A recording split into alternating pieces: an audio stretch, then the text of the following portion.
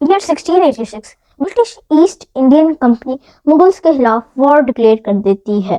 Aurangzeb Mughal empire के king थे उस टाइम पे, और इस वॉर को एक भरा ब्लंडर कहा जा रहा था, क्योंकि ईस्ट इंडिया की आर्मी काफी छोटी और वीक थी मुगल्स की आर्मी से। तो ये कोई हैरानी की बात नहीं थी कि मुगल्स ने बहुत इजीली डिफीट कर देते हैं ईस्ट इंडिया कंपनी को, और इंडिया में मौजूद ईस्ट इंडिया फैक्ट्रीज को जब्त कर लिया गया था, और काफी ईआईसी ऑफिशियल्स को अरेस्ट कर लिया गया था। और जो गवर्नर थे ईआईसी के, वो सॉरी करते हैं औरंगजेब को। इसके बावजूद भी इस एक कंपनी ने पूरे हिंदुस्तान पे कंट्रोल कर लिया था। Even the biggest companies of this time, like WhatsApp, YouTube, Tesla, EIC, was much stronger and bigger than these companies. आखिर ये कैसे पॉसिबल हुआ? तो hello guys, welcome back to my another video.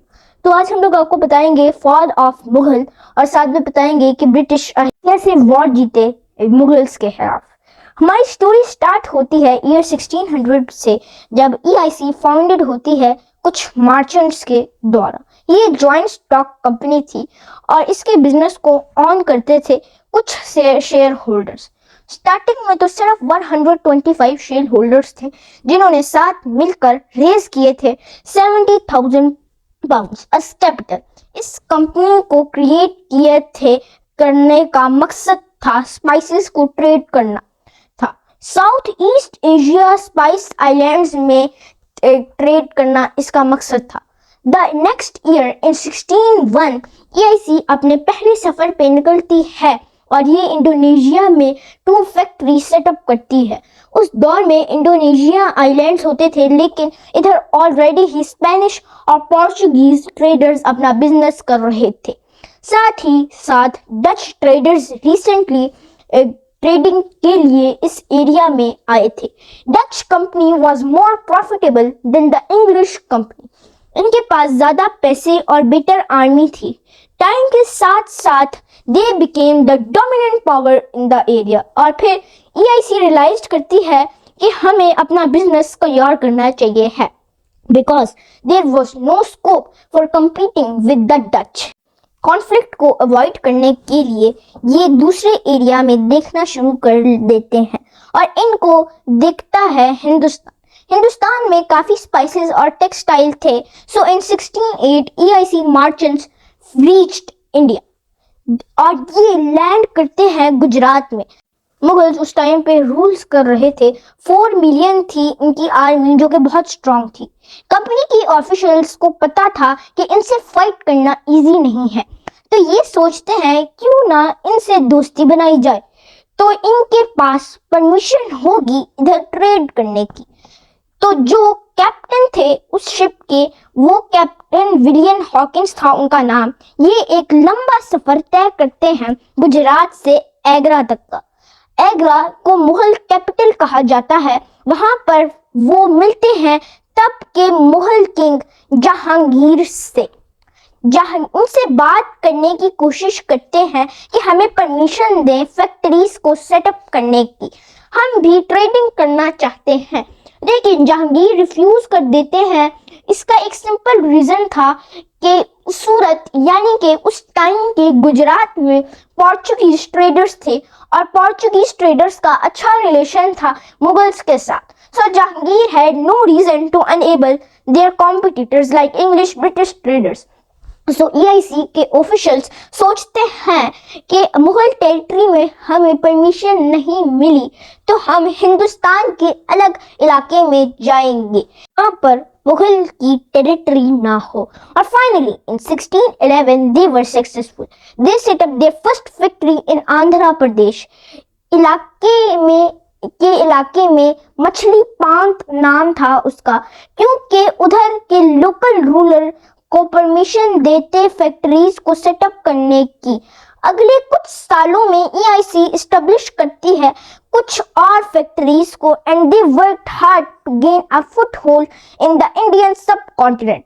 ऐसे करते वक्त कॉन्स्टेंटली कॉन्फ्लिक्ट के ये सिचुएशन में आ जाते हैं यूरोपियन ट्रेडर्स की सामने। इन 1612 दे रिटर्न टू सूरत अगेन, और ये पोर्चुगीज ट्रेडर्स के खिलाफ वॉर डिक्लेयर कर देते हैं।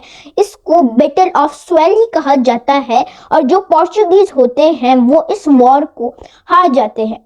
और इसके बाद पोर्चुगीज के इन्फ्लुएंस होता है वो काफी कम हो जाता है, and they were mostly restricted to the areas around Goa.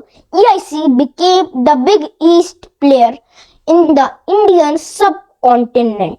इस विन के कुछ टाइम बाद इन 1615 द EIC रिक्वेस्ट करती है उस टाइम के ब्रिटिश किंग जेम्स वन से कि इस बारी वो अपने से एक रॉयल रिप्रेजेंटेटिव भेजे मुगल एम्परर को।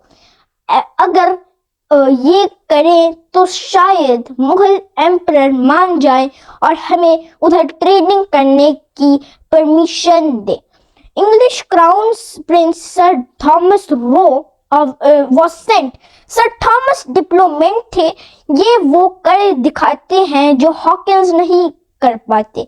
When he met Jahangir, he presented marvelous gifts to him, और जहांगीर काफी इम्प्रेस हो गए थे इन गिफ्ट्स को देख के। So Jahangir issued a royal edict, एक रॉयल ऑर्डर जिसमें लिखा था English people are now permitted to establish factories in Surat. इतना ही नहीं बल्कि इनको कुछ एक्सक्लूसिव राइट्स भी दिए गए थे, और ये थे कि कुछ टेरिटरीज में ओनली EIC ही ट्रेड करेगी, और इसके बदले में ये एनुअल पेमेंट देंगे मुगल एम्परर को। और इसके बाद फाइनली EIC अपनी फर्स्ट फैक्ट्री एस्टेब्लिश करती है सूरत में, और over the next few decades ये कई और फैक्ट्रीज एस्टेब्लिश करती है, और ये अहमदाबाद, बॉम्बे, आगरा और पटना में भी फैक्ट्रीज एस्टेब्लिश करते हैं।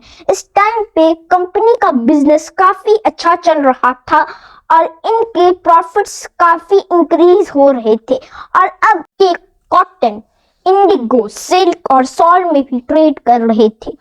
और बाद में तो इन्होंने इंक और टी में भी ट्रेडिंग करना शुरू कर दी थी। The cities where their factories were set up, economic prosperity is abundance। बहुत लोग अट्रैक्ट हुए थे इन सिटीज में रहने के लिए।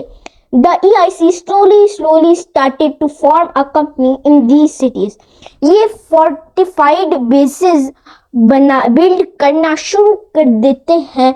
Till then, most of the factories of the EIC were in the western and southeastern coasts of the Indian subcontinents। अब ये चाह रहे थे कि अपनी फैक्ट्रीज को सारे मुगल टेरिटरीज में एस्टेब्लिश करें, specially in the east in Bengal. उस टाइम पे बंगाल का मतलब था प्रेजेंट डेट का western Bangladesh plus Bihar plus Odisha region. At the time, company के ambitions wanted to get political powers too। इसके पीछे एक सिंपल रीजन था, और वो था to create an ease of trading, और जो बाकी कॉम्पिटिटर्स थे उनको रिमूव करना था। So they requested their English king to bestow more powers on them, ताकि हम और प्रॉफिट जनरेट कर पाए। Around the year 1670 the English king Charles II वो EIC को राइट्स दे देते हैं कि अब ईस्ट इंडिया कंपनी टेरिटरीज को एक्वायर कर सकती है, ये पॉलिटिकल पावर को होल्ड कर सकती है, पैसे की मिंट कर सकती है। They have right to have civil and criminal jurisdiction over acquired territories। और सिर्फ ये ही नहीं बल्कि वो अपनी प्राइवेट आर्मी भी रख सकती है। आज के दिन में तो ये अनबिलीवेबल लगता है, because when we think of YouTube companies now like Tesla, Google, YouTube, can you imagine कि एक कंपनी के पास पावर हो कि वो खुद की प्राइवेट आर्मी बना ले और पैसों को प्रिंट कर सके and go to war with other countries। शुक्र है कि आज के दिन में ये ऐसा पॉसिबल नहीं है। These powers given to EIC, इसके मतलब कि अब EIC एजेंट बन चुकी थी इंपीरियलिज्म का। इन 1682 EIC नेगोशिएट करने की कोशिश करती है उस टाइम के मुगल गवर्नर ऑफ बंगाल शाइस्ता खान के साथ कि अब EIC चाहती है कि जो गवर्नर है वो एक शाही फरमान यानी कि एक रॉयल एडिक्ट इशू करे जिसमें लिखा हो कि EIC अब इजीली ट्रेड कर सकती है बंगाल में। In this point of the time the EIC already had some presence in Bengal, लेकिन ये कह रहे थे कि we want to trading rights and tax cut offs. और उस टाइम पे न्यू मुगल एम्परर थे जिनका नाम था औरंगजेब। मैंने आपको इनका नाम पहले भी स्टोरी में बताया था।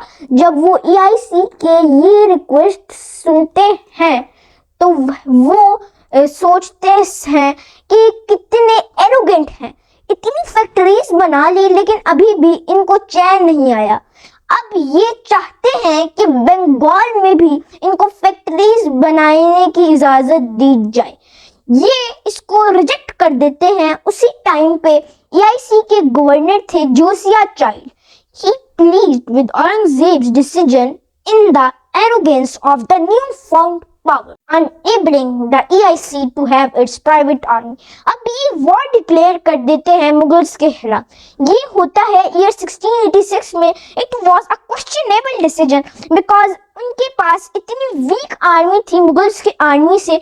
इसका एग्जाम्पल आप वर्ल्ड वॉर 2 से ले लें कि वर्ल्ड वॉर 2 में जो सबसे वीक आर्मी थी वो थी पोलैंड की आर्मी। अगर इस EIC की आर्मी को 10 टाइम ज्यादा कर दे तो भी पोलैंड इनको इजीली हरा दे, लेकिन ये तो था मुगल आर्मी और EIC बहुत बुरे तरीके से ये हार जाते हैं वॉर को। Josiah Child had to go down, ask for Aurangzeb's forgiveness. There's a historical painting of these scene. आप इसको देख सकते हैं स्क्रीन पे। औरंगजेब माफ कर देते हैं EIC को, लेकिन वो इनको एक फाइन लगाते हैं 4,50,000 PKR का। उस टाइम के 4,50,000 आज के 1,50,000 के बराबर थे। After these fines, the trading privileges of the EIC were restored और जो उनकी फैक्ट्रीज सीज की गई थी वो उनको रिटर्न कर दी जाती हैं। EIC के ऑफिशियल्स को बहुत पेशेंस था। They quietly kept on working within the limits, लेकिन वो सही अपॉर्चुनिटी का वेट कर रहे होते हैं। एक ऐसी अपॉर्चुनिटी जब हम बंगाल में अपनी फैक्ट्रीज को सेटअप कर सके और बंगाल पर स्ट्रॉन्ग होल्ड रख सके। ईयर 1707 में इनको अपॉर्चुनिटी मिल जाती है जब औरंगजेब की डेथ हो जाती है। After Aurangzeb's death the Mughal empire was greatly week.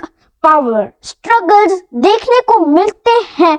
There was infighting among the Mughals कि अब कौन नेक्स्ट एम्परर बनेगा। So the local nawabs, the local kings and landlords sovereign कर रहे थे। They split off from the Mughal Empire। इस time पे मराठास, राजपूत, जट्स और Rohillas they emerged as regional powers। Marathas empire तो बहुत पहले ही बन चुका था और even during Aurangzeb's time the Marathas were a threat to the Mughals। Between 1680 to 1758 कि मराठा और मुगल वॉर्स लड़ी गई थी, लेकिन आफ्टर औरंगजेब डेथ मराठास ने बड़ी इजीली मुगल्स को हराया और अपनी टेरिटरी को एक्सटेंड किया नॉर्थ की तरफ। साथ ही मुगल्स को एक नया थ्रेट देखने को मिलता है पर्शियंस की सूरत में। इन 1739 the Persian ruler Nadir Shah attacked India when he plundered and looted treasures, taking them back। फिर कुछ साल बाद 1748 में अफगान रूलर अहमद अहमद शाह दुरानी वो इन्वेड करते हैं मुगल टेरिटरी में। The Mughal joint forces with the Rajputs and Sikhs, और ये सिख्स और राजपूत्स के साथ मिलकर हरा देते हैं नादिर शाह को। लेकिन मुगल एम्पायर पे फाइनेंशियल प्रॉब्लम्स देखने को मिलते हैं इतनी सारी वार्स लड़ने के बाद। The regional governor who were paying their portion of the revenue to the central Mughal government, अब वो पे करना बंद कर देते हैं और अब इंडियन सब कॉन्टिनेंट डिसेंट्रलाइज्ड हो जाता है अलग अलग रीजन्स में। In the midst of it all the EIC was focusing on themselves। ये इन्वेस्ट कर रहे थे न्यू टेक्नोलॉजीज में और ये इन्वेस्ट कर रहे थे फैक्ट्रीज को सेटअप करने के लिए। अब ब्रिटेन से और सोल्जर्स मंगवा रहे थे EIC, उस टाइम के लोकल इंडियंस को भी ट्रेन कर रही थी। लोकल इंडियंस काम कर रहे थे EIC में एम्प्लॉयमेंट के लिए और आर्मी का हिस्सा बन रहे थे। The Indians were known as spice. इसी टाइम के बीच में जैसे जैसे मुगल एम्परर्स आ रहे थे जा रहे थे, EIC प्रेशर बना के रख रही थी कि हमें प्रिविलेजेस दिए जाए बंगाल में ट्रेड करने के लिए। They tried to negotiate with the new rulers. They tried to manipulate them and finally in 1717 वो सक्सेसफुल हो जाते हैं। उस वक्त के मुगल एम्परर फारूक सियार वो एक फरमान जारी करते हैं जिसमें लिखा होता है कि EIC has right to trade in Bengal. Not only this, according to the new royal edict, EIC Dastak भी इशू कर सकती है a kind of a trade permit with which all custom duties could be waived off and the goods of trading by the EIC। तो अब video को and करते हैं। तो आप लोग तो कह रहे होंगे कि मैंने तो पूरी मुगल एम्पायर को एक्सप्लेन ही नहीं किया। तो गाइज ये था मेरी मुगल वाली वीडियो का पार्ट 1। पार्ट 2 अभी आने वाला है, वो भी जल्दी ही आएगा। तो मेरी वीडियो को लाइक करें, चैनल को सब्सक्राइब करें। मिलते हैं आपसे नेक्स्ट वीडियो में, तब तक के लिए गुड बाय।